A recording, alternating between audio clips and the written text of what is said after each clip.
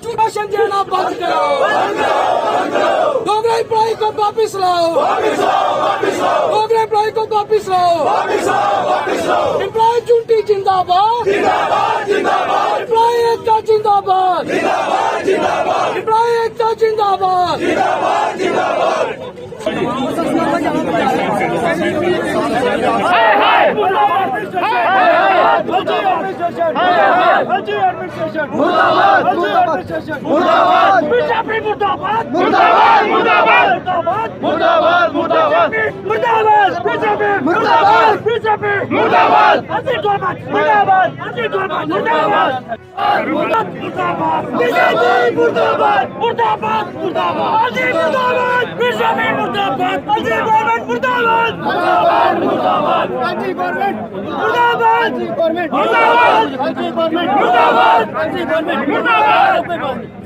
Employ unity जिंदाबाद, जिंदाबाद, जिंदाबाद, एम्प्लॉय यूनिटी जिंदाबाद, जिंदाबाद, जिंदाबाद, एम्प्लॉय यूनिटी जिंदाबाद। टैक्सी लगे हुए हैं, हमें कम से कम वहाँ पे 15 साल हो गए हैं।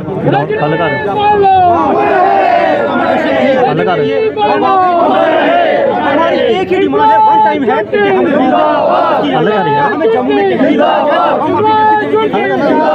हमें जहाँ भी जम्मू यहाँ भी लगाया जाएगा, हम अपनी ड्यूटी देंगे।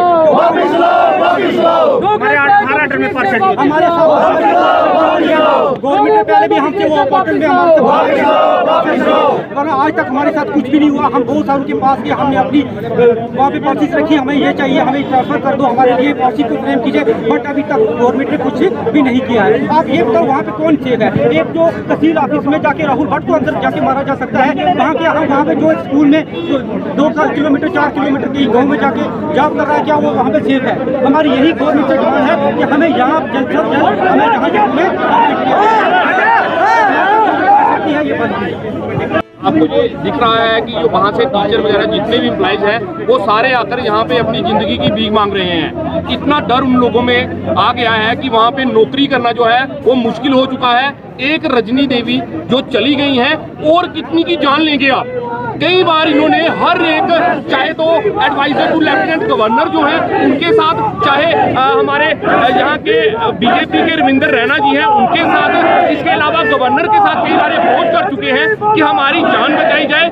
इन लोगों को तो वहाँ पे रूम भी नहीं दिए गए हैं। ये वहाँ पे किसी के किराए पे घर पे रहते हैं, ना सिक्योरिटी है ना कुछ है। ये लोग हार कर लास्ट इनका जो डिसीजन है ये है कि ये वहाँ पे वापस नौकरी में नहीं जाएंगे। अगर एलजी एडमिनिस्ट्रेशन इनकी तरफ कोई संज्ञान नहीं लेती है तो ये लोग वापस अपने घरों में आ जाएंगे, सेक्रेटरीट में यहाँ पे जाके धरने प्रदर्शन करेंगे, लेकिन वापस अपनी नौकरी पे नहीं जाएंगे। आखिरकार यूटी एडमिनिस्ट्रेशन को ये डिसीजन